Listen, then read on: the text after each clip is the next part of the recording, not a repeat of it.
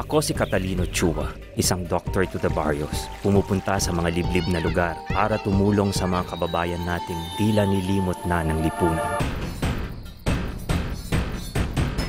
Nung una, akala ko'y sapat na ito. Hindi pala. Dad, balik na kaya ako sa trabaho? Sa layunin kong tumulong na pabayaan ko ang aking pamilya, kailangan ko ngayong gumawa ng paraan kahit labag sa aking kalooban. Doc, nursing pa ko kayo?